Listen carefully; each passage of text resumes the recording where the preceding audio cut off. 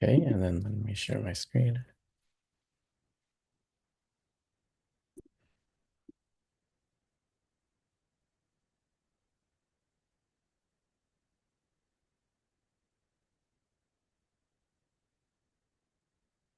Okay, can you guys see my screen?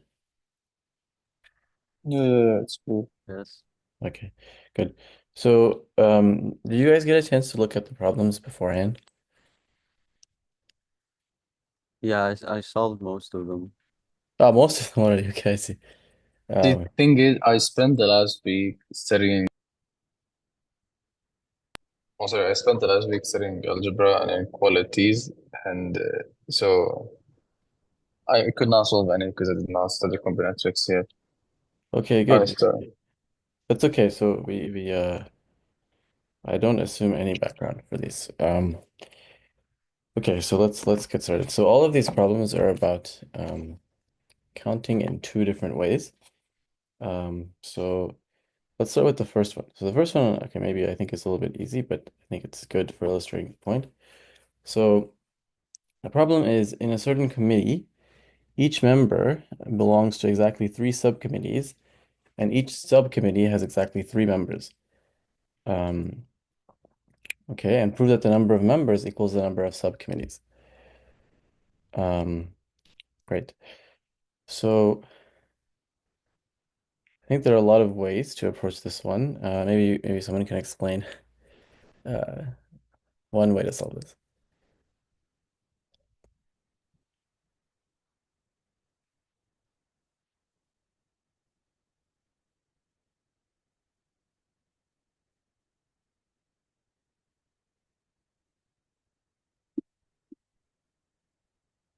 Does anybody want to volunteer a solution?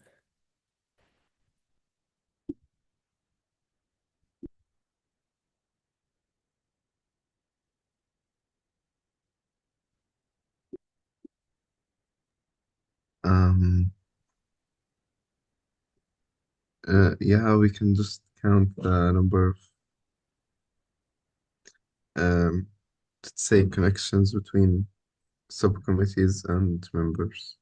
Okay, great. Yeah. So the the idea is okay. So you already told us we can count. I'm gonna call it incidents. That's the key idea. Incidents between subcommittees and members. Um, and so what does that mean? Okay, so maybe some of you already know, but the idea is like this. So one way to visualize this is with a matrix. So we can do something called the incidence matrix. So incidence matrix is like this. We have a matrix like this. Um, let's say the rows are like M1, M2, MK. So these are the members, and the columns are C1, C2, CL, let's say. So we don't know that K and L are the same, but we want to prove they're the same. And then we just draw, okay, we basically draw something like, you know, one or a zero depending on, um, basically we draw a one or a zero depending on if that member is in that committee. Does it make sense what this matrix is? Yeah. Yeah. Okay, so please ask if, this is supposed to be the basic example so you understand what the concept is. Okay, so this is an incidence matrix. It records relations between subcommittees and members. Um, okay. Um, so what is the idea?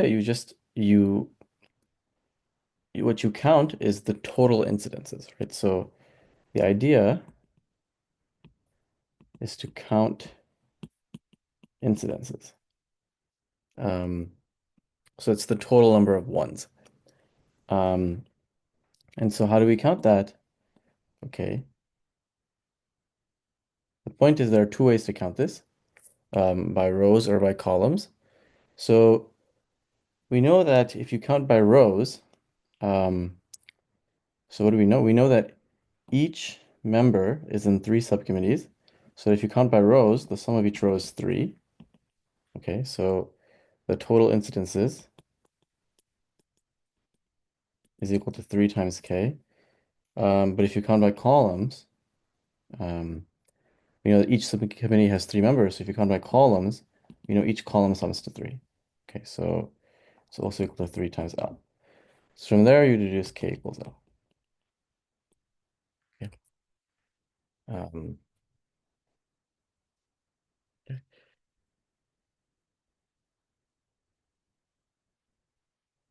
Does it make sense what the idea is? Yes. Yeah. Okay. Okay, very good.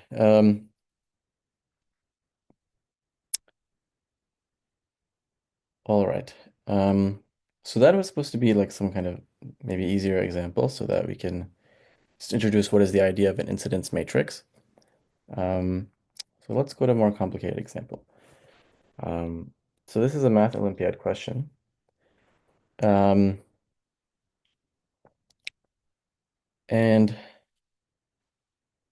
okay, so what is the problem? There's 200 participants in a math contest.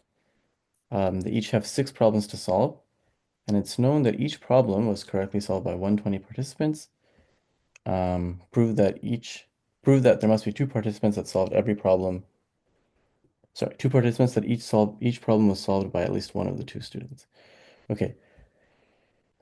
So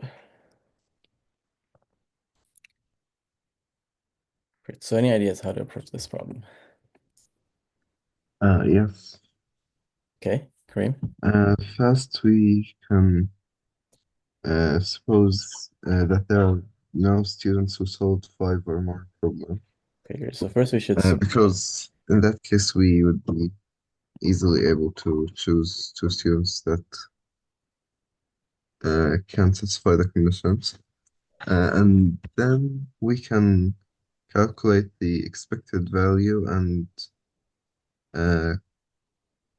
find the number of students who solved 4 problems. I see. So you are saying, okay, so this is one idea, which is okay. So you're saying first we suppose that no student solved 5 problems, is that right? Yes. Okay. And then you are making some kind of probabilistic argument. I see. I see. So here's what I'm going to do. This is a good approach. I'm going to cover a different approach. Okay, so yeah, this is a good approach. I actually didn't think of this one, so maybe we can cover this one later. So here use a probabilistic argument. Um, I I want to see if there's any ideas where you use counting in 2 ways, especially this incidence idea, counting incidences.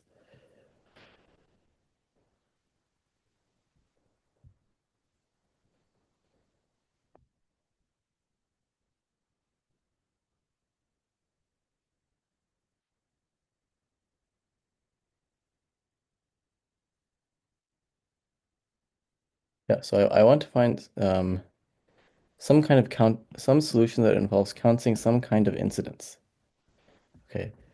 So in the previous problem, it was like incidences between committees and members. So here, the idea will be it'll be incidences between problems and students, right? So we can set up the same kind of matrix where we have the rows will be the 6 problems, P1, P2, P3, P4, P5. Maybe that's not big enough. Okay, so P1, P2, P3, P4, P5, P6. Okay. And then the columns will have, say, student 1, student 2, all the way to student 200. Okay. So we can set up some kind of matrix again, which is, okay. I'm just putting in random values, but so you can have some kind of matrix like this.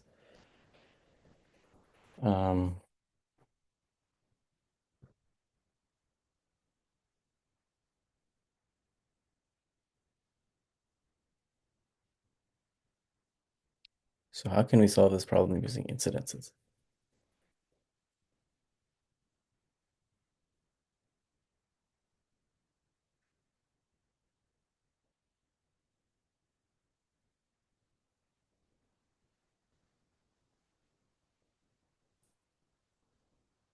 Okay, maybe I have a question. So what information do we have? We have okay, all we really have is that each problem was solved by 120 participants, right? So what is that telling us? That's telling us that the row sum of each of them is at least 120. Um,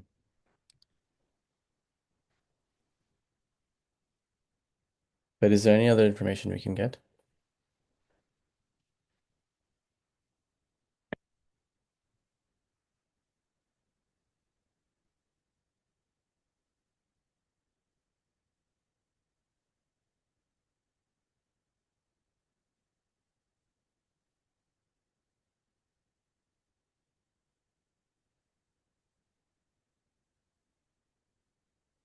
So what I'll do is let's look at this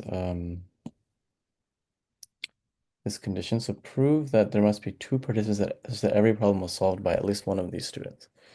So one thing you can do is let's assume that that's false. Okay, so let's assume that this is false. So let's assume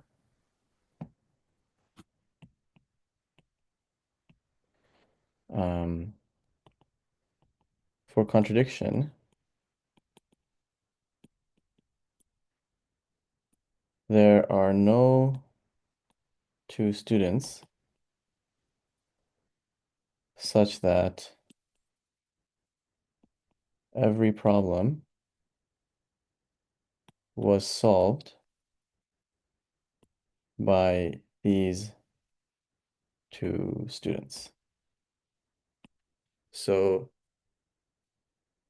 so do you guys understand the assumption that I'm making? We're assuming. Yeah, but is it easier to just instead of looking at students individually, maybe look at all sets of pairs? Yeah, exactly right. So the incidence we want to count is not incidences of problems and students, but it should be an incidence involving pairs, right? So maybe can you tell me what kind of incidence we want to count?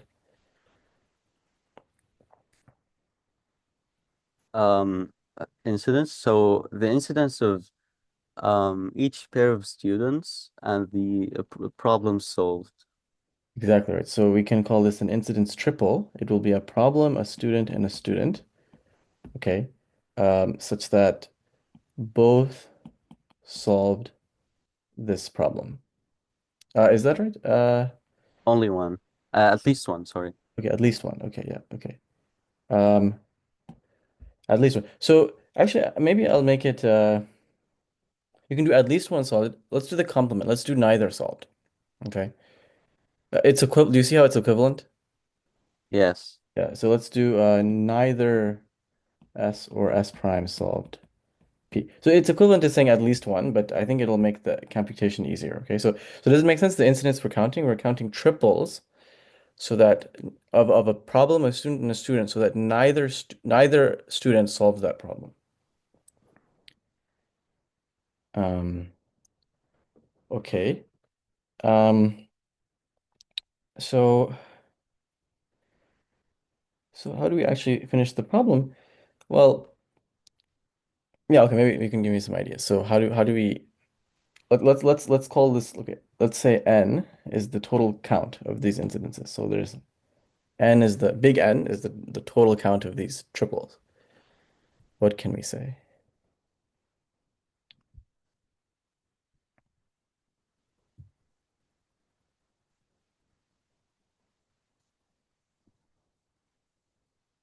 Okay, so for each problem there are at most 200 minus 120 participants who solved it.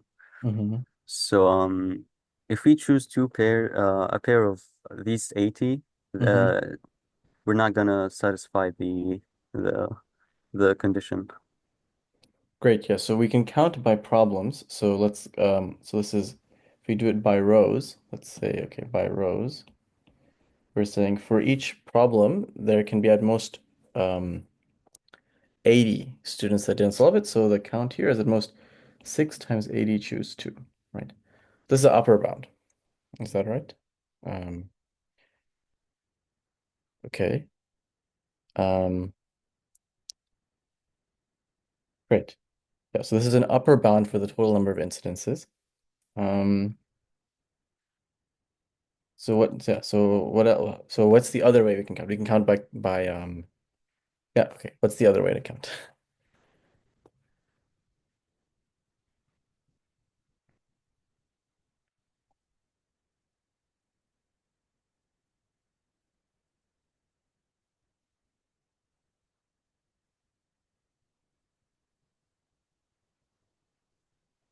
So we've defined this incidence we want to count. We can count it in one way, which is by problem.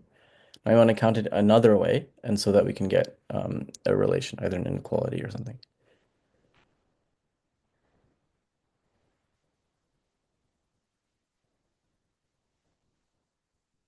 So the other way will be related to this assumption we did by contradiction, right? So by contradiction, we're assuming for every 2 students, there has to be one problem that neither of them solved. Right, so the other side is we'll get a lower bound if we do by students. If we count by students, there will be a lower bound of 200 choose 2. Does it make sense? Yes. Yeah. Okay. Right. Okay, so what does it give us? It gives us, okay, so we know we have n is at most 6 times 80 choose 2. This was counting by row, and it's at most, or sorry, at least 200 choose 2. This is counting by pairs of columns. Okay. And then you can show that this is false, like this is a contradiction. So okay, I don't know. Like you can calculate both of these numbers and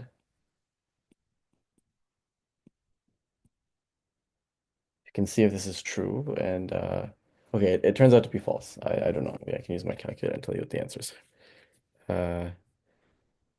So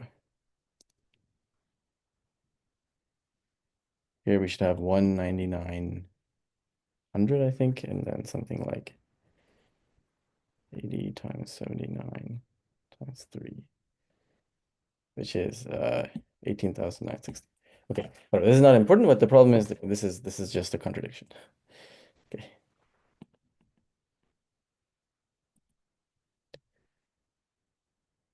Right.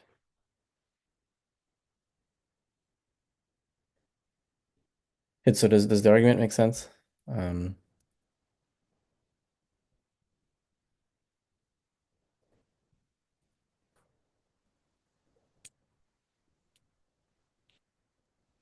Yes. So Kareem, is this equivalent to your solution with probabilistic with expected value? Or is it different? Not sure. First I assumed that no one solved 5 problems. Then I calculate I think the number of people who solved 4 problems was 120 if all others solved 3 problems, or more if some people didn't solve 3 problems. And you can solve each case easily. Ah, I see. So yeah, so I don't know if it's the same solution. Maybe they might actually be different solutions. I'm not sure. Yeah, maybe it's a good exercise to think if they're related. I don't know. Okay. Yeah, so this is a nice example of how to use this incidence counting to solve a problem. The key idea is you have to sort of realize what kind of incidence you're solving, or what kind of incidence you're counting, right? Um,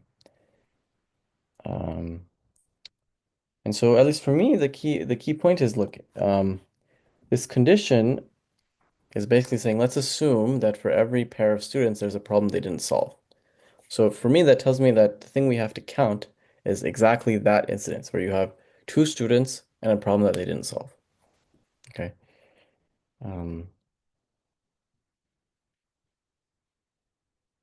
Okay. Okay, so any questions about this?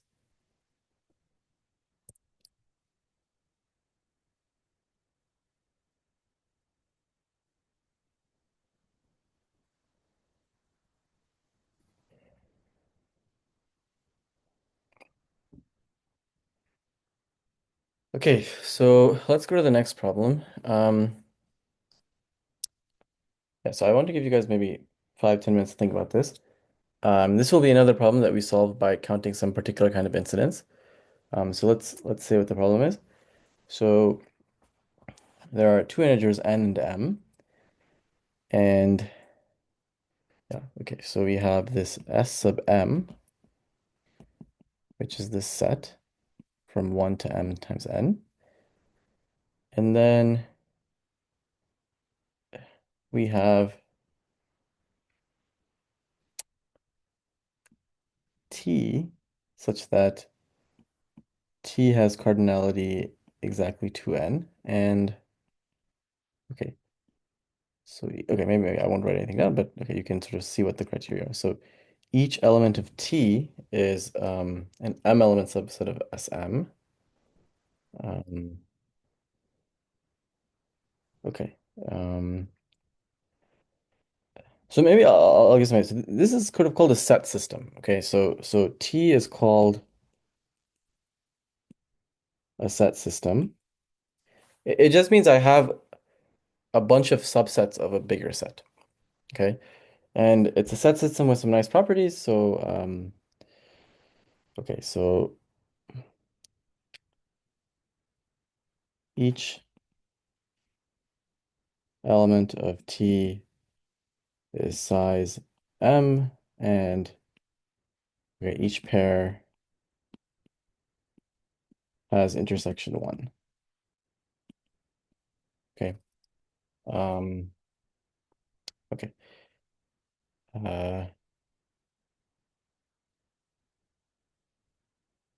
Yeah, so maybe I'll give some time to think about this, and then maybe we can talk about some ideas. Does everyone understand the problem?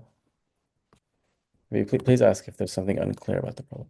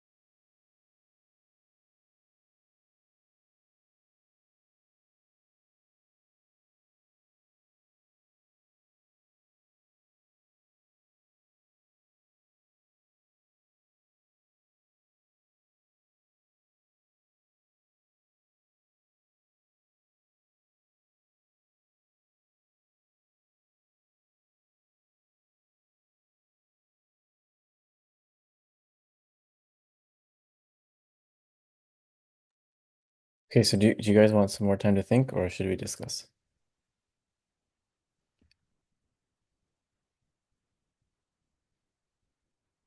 I'm okay with discussing. Okay. Same here. Okay, yeah, so great. Okay, and by the way, Adam and Karam, if you guys want some more time to discuss, please speak up. Otherwise, No, we're good. okay, Yeah. okay, good. Okay, so I want to talk about before we get to what incidents we're supposed to count.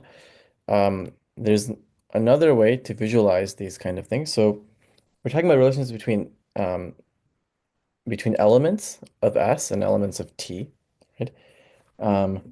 So, previously we used this matrix to visualize this. Another way you can do it, which is completely equivalent, is you can use a bipartite graph. So it's completely equivalent to using an incidence matrix, but it's, I don't know, in some cases it can be more visually appealing. So what do I mean by bipartite graph? So first of all, what is the definition of a bipartite graph? It's a graph where I can split the vertices into two groups so that edges only go between the two groups. Okay, so here, what are the groups? These are elements of S sub m. So these are like 1, 2, all the way to m sub n, or m times n. It's these elements. And then on the right side, we say elements of T. Okay, and we can draw an edge. So what is an edge? Okay, so let's call them, um, yeah, we can call them, okay, T1, T2, all the way to T sub, we don't know, some sub K. So 2n, I believe. yes, 2n, you're right. It's a 2n element. Yes, T sub 2n. And we can draw an edge. So an edge like this will mean that like, the element 1 is contained in T2. Okay. So we can draw a bipartite graph. Does it make sense? It's completely equivalent to the incidence matrix, but I don't know. This can be one way to visualize. Okay.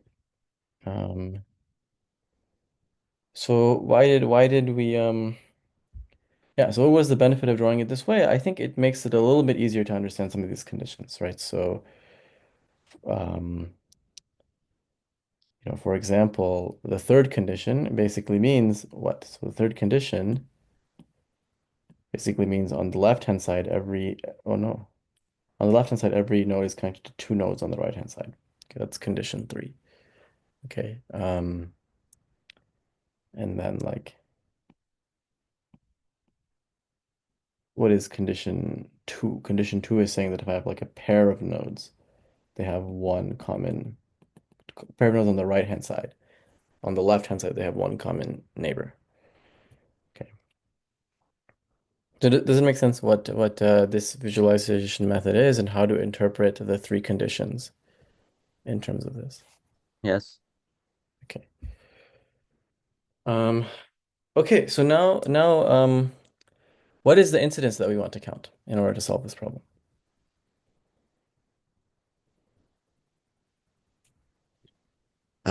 I think it's two elements of T having having a shared element of S. Exactly right. So we'll count triples, right? Where we have two elements of T and a common element between them. And let's say, so just to make things clear, what we're counting is shapes like this, right? Subgraphs that look like this. That's what we're counting. So let's write it down. Unfortunately, I don't have much space, but maybe I can delete this stuff here. So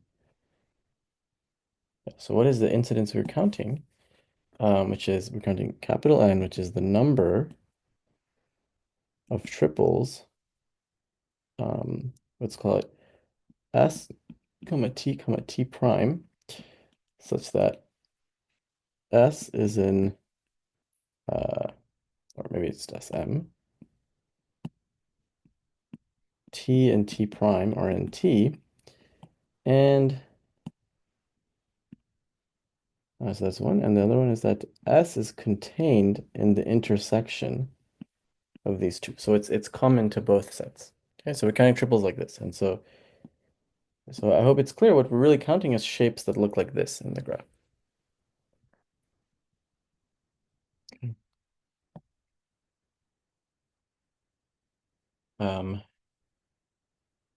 Okay, so what are the two ways to count capital N? Okay, we need two ways to count that.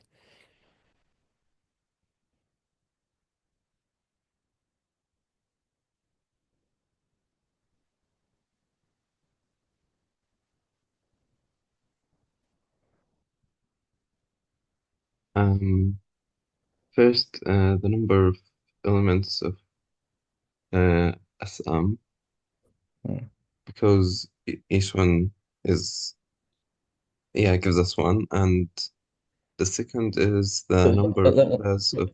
Let me write down the first one, then we'll get to the second one. So you said the number of elements of SM, right? So I guess what you're using is this condition here. Each element of SM is contained in two elements of T, right? So from that, we get that it's actually just equal to the size of SM, which is M times N. Okay. So any questions about that one? Okay, and then what was the other way to count? We can choose pairs of elements of T. Uh-huh.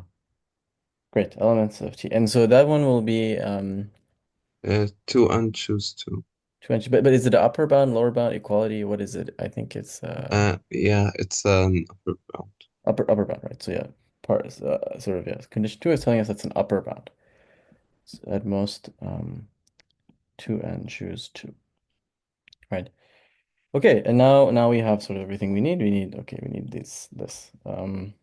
Yeah, so let's write down that inequality we have m times n is less than or equal to 2n choose 2. What does it tell us? I guess this is some kind of standard calculation. What is it? So it tells us m is at most 2n minus 1 over 2. Okay. Okay, we're not done. What's left? Okay, you have to give a construction, but okay, maybe I'll leave that as homework. Okay, so Um, unless you have one, Kareem. why it shouldn't be just 2n minus 1 without the.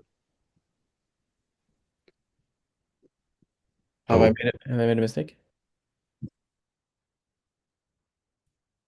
Is it okay, Kareem, or did I make a mistake or something?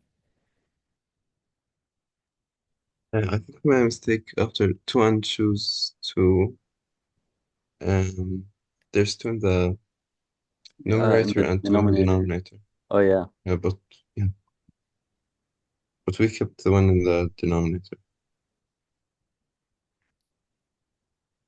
Okay, so it's okay, or have I made a mistake? Yeah, Okay, yeah.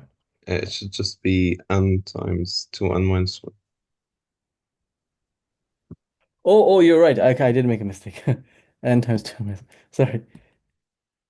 Yeah, okay, good. Thank you for catching my mistake.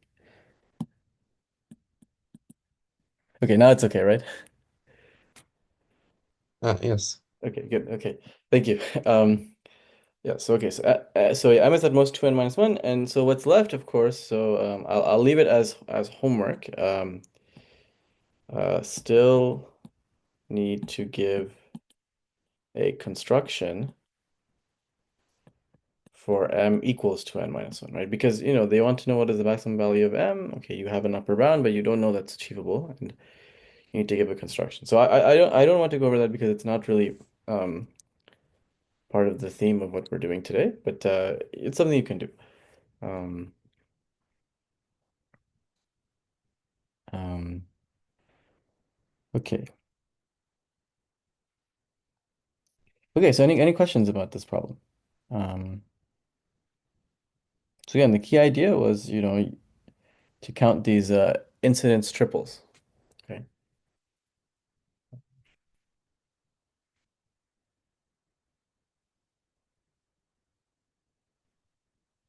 Okay, great. So now let's go to the next problem that I wanted to do. So, great. So this is another problem. Yeah, so what is it saying? There's a competition. Okay, so there are contestants and there are judges.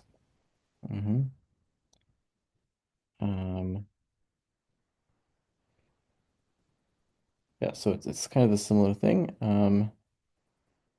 Contestants and judges. So this time I'll use a matrix. It's kind of whether you use a matrix or a bipartite graph or however you want to do it, it's up to you. But I'll use a matrix this time. So I'll make the judges as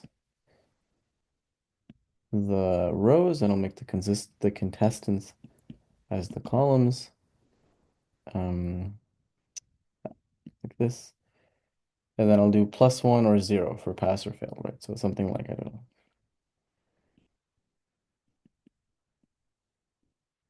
Okay, so one is pass, 0 is fail.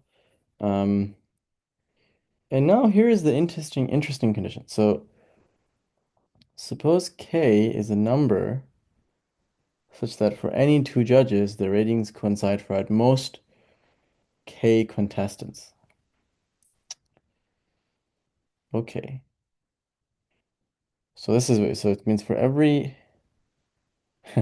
it's a weird condition. So for any two rows, if we look at the number of columns that are equal at those rows, it's at most K. Okay. Okay, let's give some time to think about it, but of course I want to understand what incidents to count to solve this problem. Okay, so what incidents to count? Maybe let's give some time to think.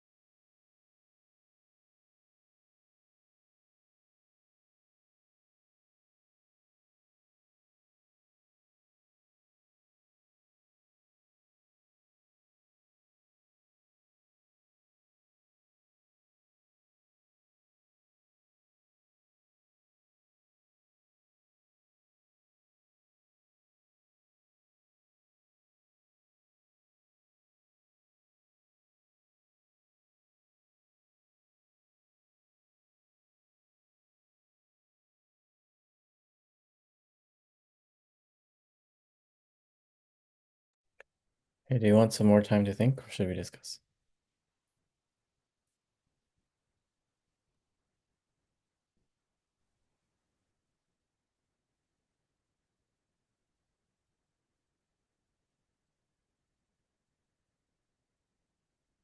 I didn't. It's fine with me. Okay.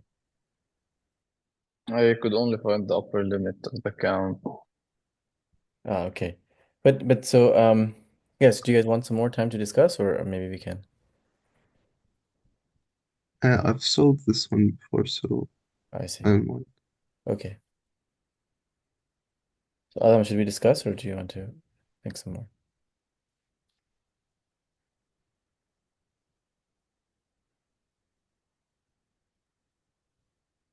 Okay, let's maybe discuss. So, yeah. So first of all, what is the incidence that we should count?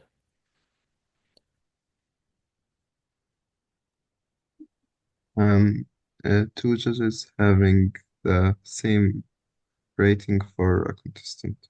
Right. So yeah, we should count contestant, judge, and judge, such that right. Ju give the same rating to the contestant. Okay. So let's make n is the number of such things. So yeah, so n is the count. That's already like so. Okay, lovely. Okay, yes, n is the number.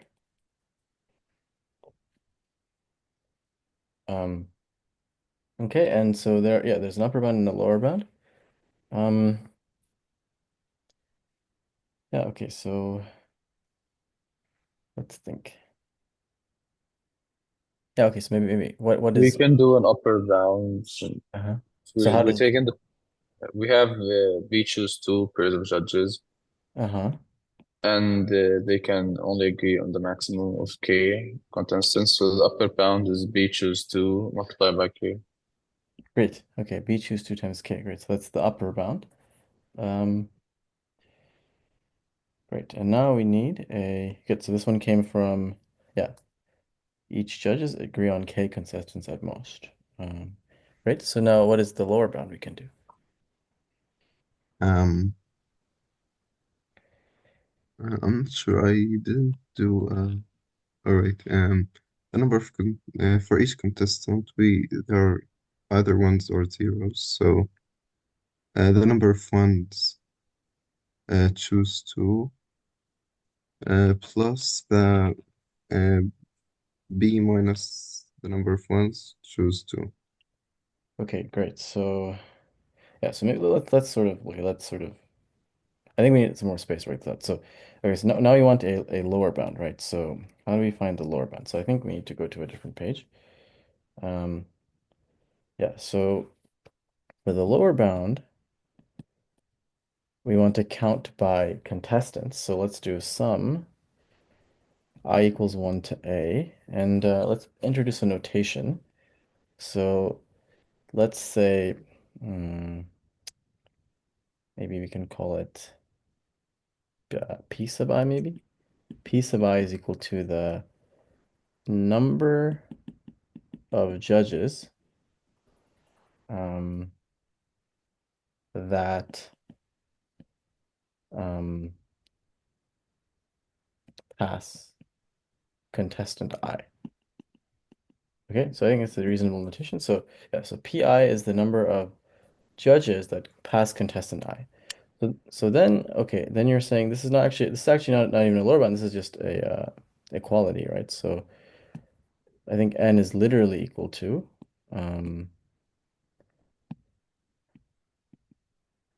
sum over contestants of PI choose 2 plus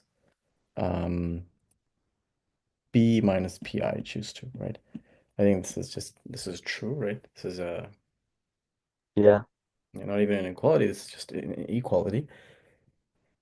And of course now we want to say this is lower than we want to say we want to sorry, we want to give a lower bound for this, right? So but let's think a little bit about this function here, right? So there's some function here, and it's like x choose 2 plus b minus x choose 2. Um,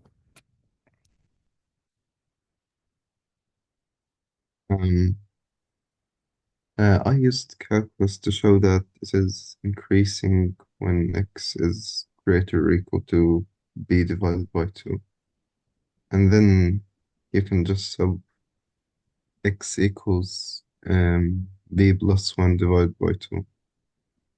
Okay, great. So you sort of have to understand how this function works, but okay, yeah, so you're saying it's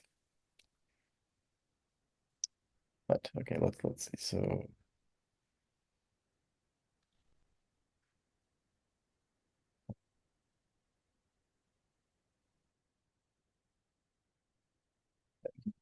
this is like something like what?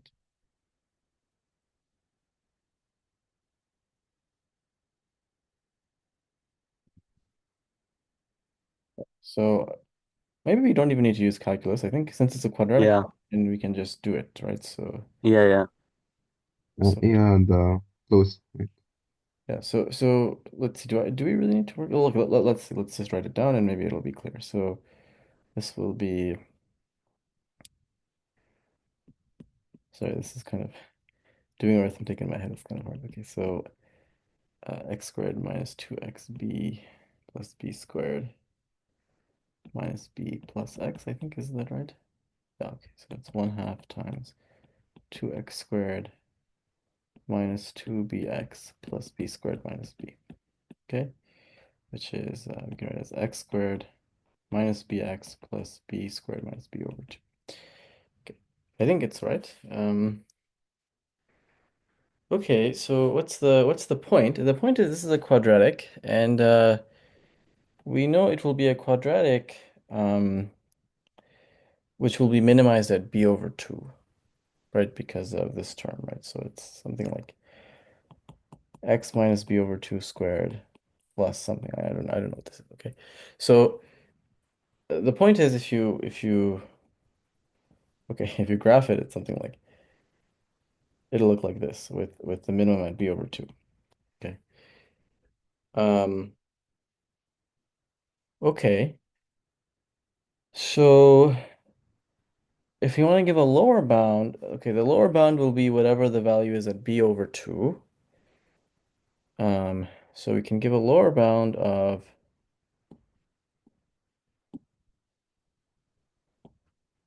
something like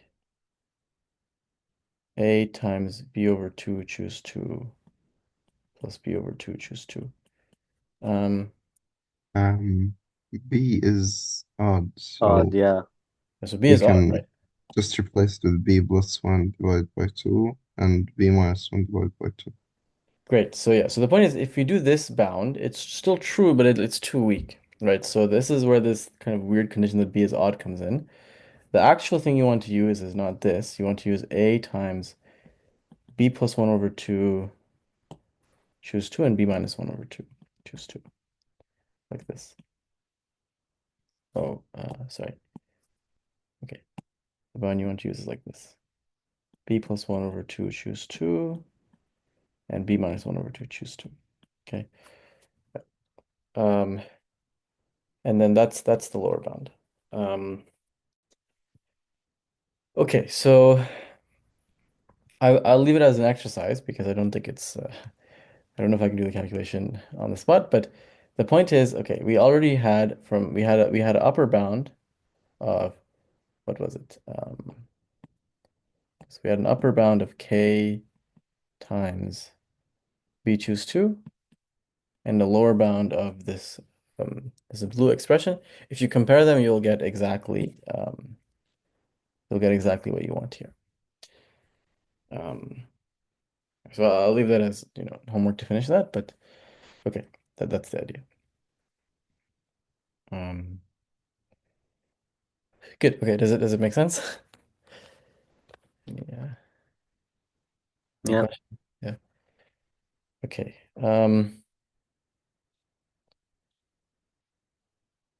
Yeah, so let's see.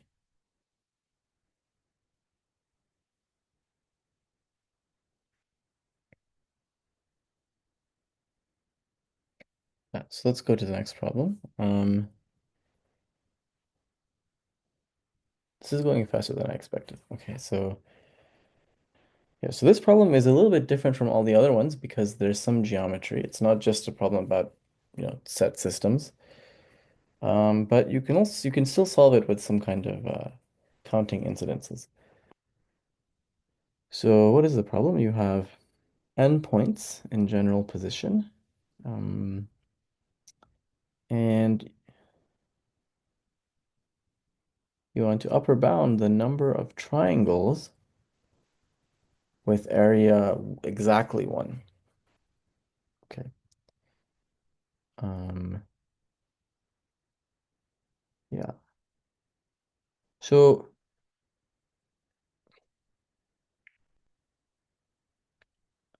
yeah, okay. So you can think about it and you can sort of maybe get a good idea of what maybe the kind of instance you want to count is. But the thing is, somehow there's not enough combinatorics in the situation, right? Like if you want to solve this problem using counting incidences, you have to come up with an extra combinatorial constraint. Okay, because right now there's no constraints. I mean, so you have to use the geometry to come up with a combinatorial constraint, and then you can count incidences, right? So maybe I'll give some time. So think about what kind of constraint we can come up with, and then what incidence to count. Does it make sense what I'm saying? Sure. Yeah, so let's give some time.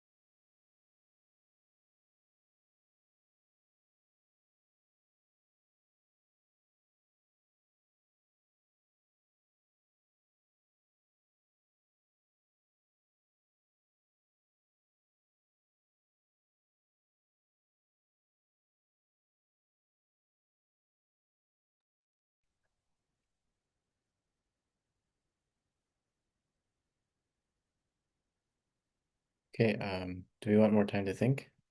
I think it's pretty straightforward. Okay, so you have an idea, I guess. Yeah, so we can just look at each pair of points Uh-huh. and check to see how many the upper bound of triangles uh, like choosing two pairs and another point.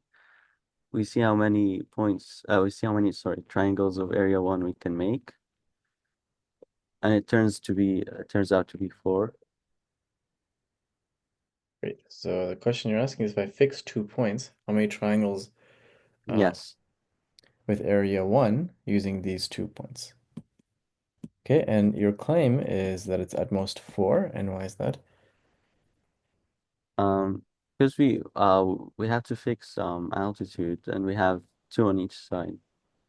Great, yeah. So what does it mean to be area 1? It means that your third point lies on these two lines where this is some kind of fixed altitude. Okay. 1 over the distance, let's say. 2 over the distance, maybe. Okay. And then you're saying on each one there can be at most 2 because of the genericness condition, right? So there's at most 4. Um, great. Yeah, so and then I think from there it should be straightforward, right? So then okay. Actually, yeah, from here I think so you can count incidences, but maybe you can also just do some kind of double counting, right? It's like what at most n choose 2 times 4 over 3, I think, right? Okay. Great. Okay, so maybe that was not yeah, so does it make sense? Any questions about this one?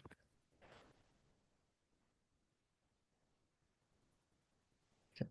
Yeah, so when I first saw this problem, I thought it was harder than it is, but okay. Anyways, it's a good problem because sometimes you'll have to figure out constraints that are not present in the problem.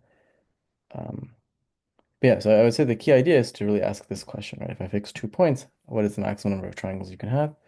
And then it kind of is clear what to do.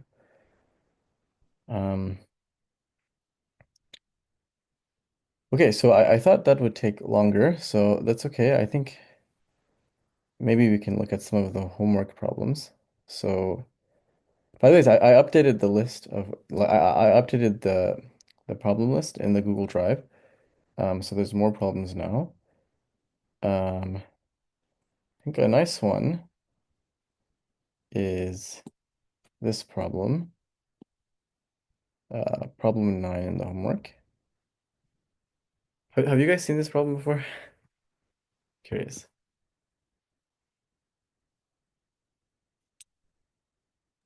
Problem 10. Problem 9. Oh, 9. Yeah, so it's about tournaments. It's a nice condition. So you have a tournament, and every match has there's no draws, and you want to show the sum of the squares of the wins equals the sum of the squares of the losses. I think it's a nice one. Um,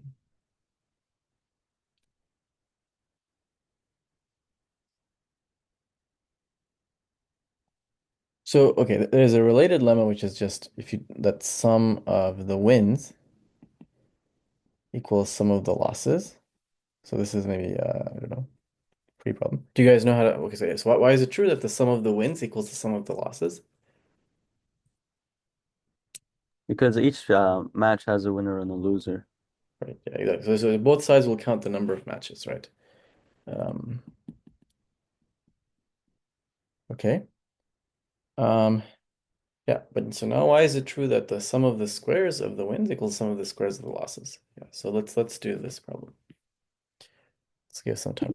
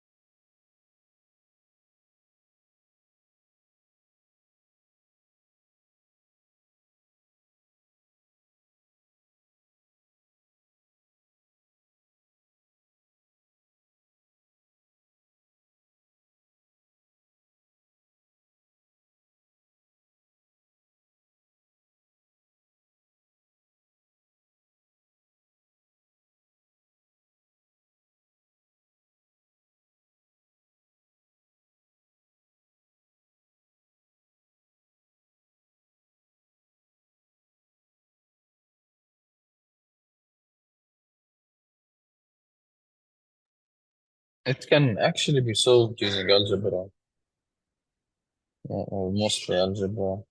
Oh, okay. So what's your wait, guys, do you guys want some more time to think, or maybe you can discuss now? I'm good. Yeah, okay. So So yeah, Adam, explain what your idea is. we know that every contestant what's that number? Every contestant N plays N minus one matches. That's Mm-hmm. for a fact. Mm-hmm. So we can we can do like a formula so that W is equal to N minus one minus L. Because like every win is equal to the total of matches minus L. Because the wins and the losses must be equal to N minus one, which is every match. Mm-hmm. And so we can just substitute the sum of W squared. We want to show that it's equal to the W minus N minus one all squared. This is Okay. equal to W. So you're something like this, I guess, is what you're saying. No, I switched. I put we want to show that this is equal to L squared, right? Uh-huh. This is our hypothesis. So L squared is equal to W minus N minus one all squared. Okay.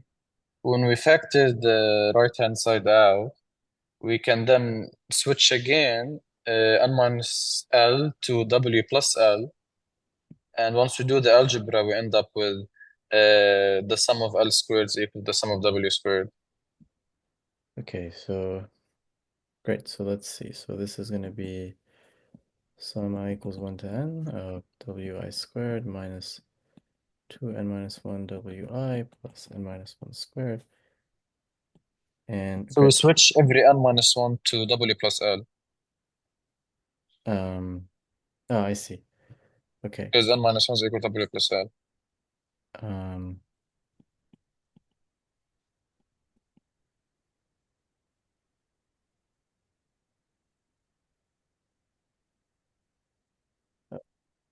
like this. Yeah, it all factors out and it leaves L squared on the right-hand side. And the left-hand side it's the sum of W squared, not the sum of L squared.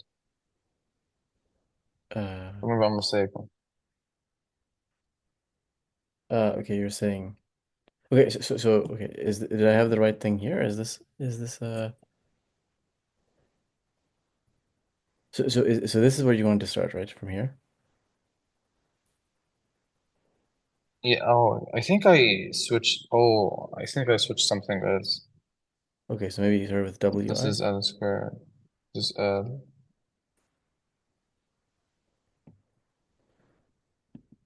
Okay, let's see. Okay, so maybe I'm having a little bit. Okay, I think I understand the method you're suggesting. So maybe I can try to write. I think it's probably. So let me write something. I think it's probably equivalent to what you just told me. I'm having a little bit trouble following all the notations through Zoom, but tell me. I think it's probably the same thing as what you just told me. So what you can do is you can write. Okay, this is equal to. Okay, let's start with here. Let's start on the left hand side. Let's start with li squared. Okay, so Let's just mm-hmm. yeah. So I think okay. If you just go from here, I think what you can do is you can just say, look, this is sum I equals 1 to n of wi squared minus 2n minus 1 sum wi plus, let's say n times n minus 1 squared, something like this.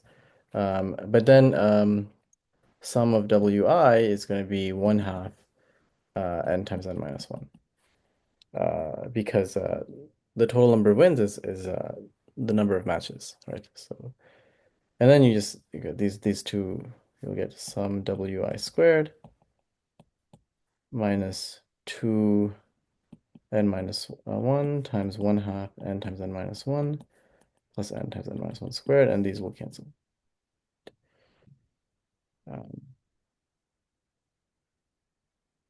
Okay. Yeah, so maybe it's not exactly the thing here, but I think it's probably roughly the same thing, right? Mm-hmm. Okay, great. Yeah, so this is a good solution. Does it make sense for everyone? basically the key idea is once you put this, you can actually just directly calculate this sum of the li squared. Okay, very good. So I'm curious, is there a way to solve this using counting incidences? So probably this solution is most direct, but I'm wondering, is there another solution where you can count some kind of incidence?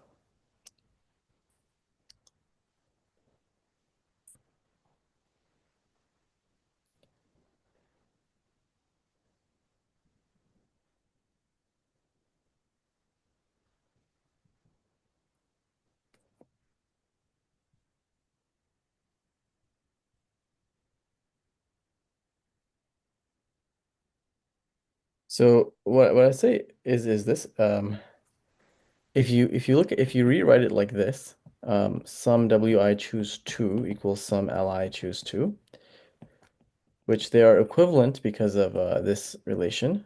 So that relation makes these two formulations equivalent.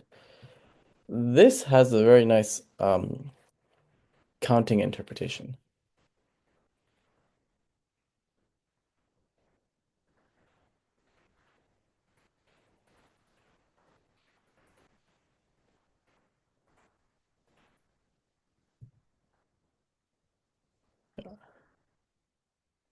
So okay, so let's think. So yeah, let's understand what is the meaning of this equation.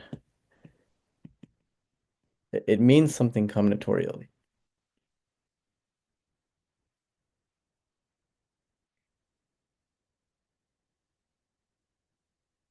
So what you can do is, okay, what are we doing? We have some tournament. So tournament is some kind of big graph, complete graph. And then we've sort of directed all of the edges, right? So we have all the edges, and then you're deciding how to direct all the edges with some kind of, okay. I didn't draw all of them, but so tournament is something like this.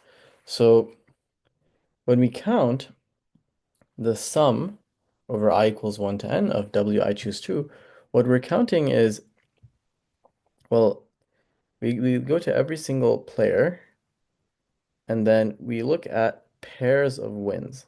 Okay, so let's decide that this means that A defeats B. So when we're counting the sum wi choose 2, what we're doing is we're counting pairs like this. Okay.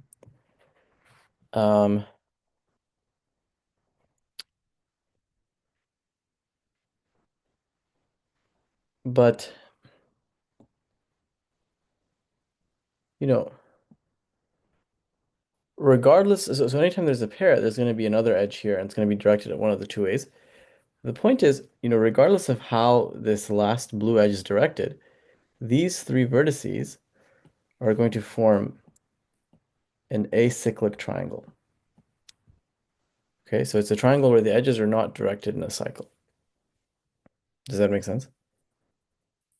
Oh, so it's gonna increment one to the left hand side and one on the right hand side. Exactly Each right. triangle.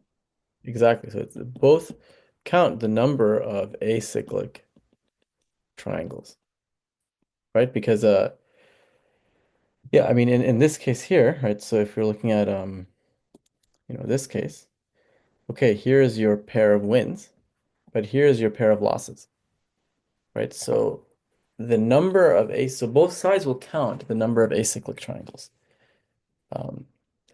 So this is a more indirect solution than the algebraic one, but it has a nice combinatorial meaning. Does it make sense what the idea is? Yes. Can you go over it again, please? Yeah, so I'm saying so do you agree that this formulation of this is equivalent to the original formulation?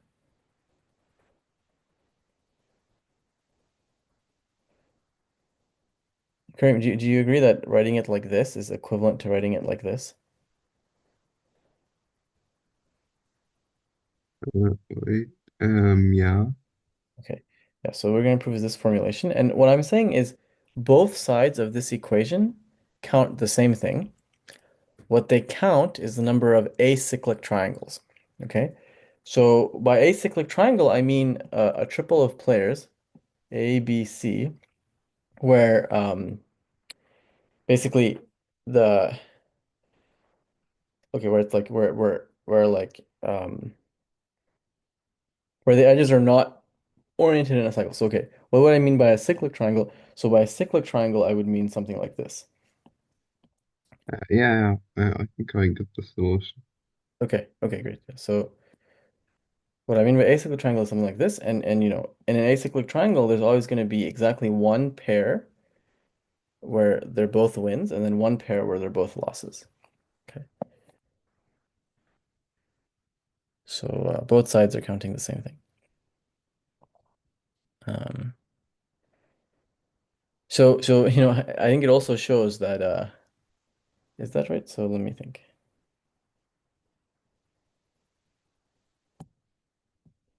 Yeah, because if I have something like this,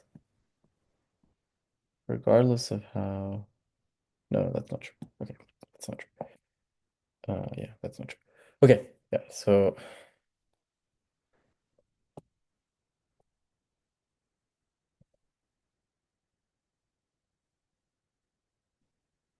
um, yeah, so this is a nice problem. I think there's one on the homework that is related, so I won't go over it, but I'll just point it out. So if we go here, uh, yeah, okay, there's a problem here, which is an IMO shortlist problem, which is a very similar problem. And I think even it can be solved in some kind of very similar way. So it's a good problem to think about. I won't do it in lecture because I think you should think about it on your own time um, for a long time and see what you can do. But it's a good problem.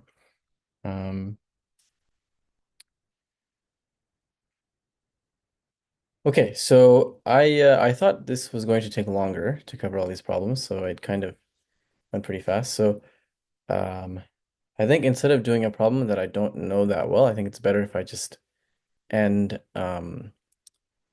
end the training part. But I did want to since it's the first lecture, I sort of wanted to have a discussion. What are your guys's sort of plans for training? Because I remember when I was training, it was kind of it's hard to know how you're supposed to train, what you're supposed to do.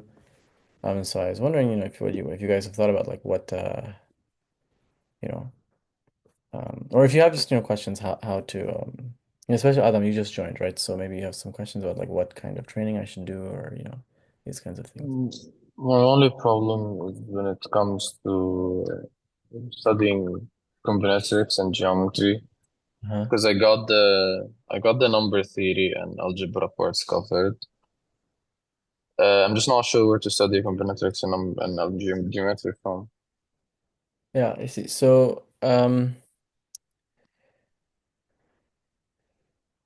Eventually has a good book for geometry. yeah, so I think Evan Chen actually has a lot of very good materials. Okay, I was studying from Evention, but her materials and combinatorics is honestly lacking compared to other stuff. Um, yeah, so so for geometry, I think Evan Chen's book, everyone knows about Evan Chen's book, right? I forgot what it's called, but you can just look up Evan Chen geometry. I think it's a very good book. Combinatorics, I put some suggestions here. This is in the last page of the homework. I Yeah, I think, know his notes. I know the Zhao's notes on MIT. He has notes on all mathematical fields. But the thing is, his notes assume that you already know some theory. yeah, so Yu notes are kind of, I think they're like sort of high-end training stuff. These last two I think are a little bit more approachable. They're pretty decent. So I don't know, have any of you used this OTIS book by Evan Chen? Yeah, What do you think of it? it's great, honestly. Good material, good solutions, good problems. Okay, yeah. Yeah, it's the same one I use actually. Okay, yeah, so it's a pretty good book, I think. And it has some kind of decent combinatoric section, I think. Yeah, I think it's good. I like the way Evan Chen writes. Um, So if you want another suggestion, I don't know if it's I haven't looked at it very in much detail, but there's one this by Pranav Shriram. So we can look at this one. I think it's okay, I think. Yeah, so maybe it's here. Yeah, this one is it's okay, I think. Oh, I've seen this one. Okay. Yeah, I think it's okay. The yeah, there are some good problems here. I took I think in chapter 6. So unfortunately it doesn't have a very good navigation system, but I took some problems from chapter 6 for these for this handout. But yeah, I think it's okay. So you can take a look. You can take a look. I would say overall it doesn't matter so much what source you're using as long as you find some source that you like and you're doing you're doing some problems that you like to do, right? Um, My current approach is to try and finish, let's say, like the theory that you're supposed to know, that's medical theory that you're supposed to do everything, finish everything by like mid-December or like late December, since I have a lot of free time. uh-huh. Been studying math for like maybe 5 hours a day. So Okay. then I can have 7 entire months just of solving problems and Excel resources. Okay. Yeah, so I will say, solving problems is the way to learn theory. When you're learning theory, you have to, do some kind of problems along with them.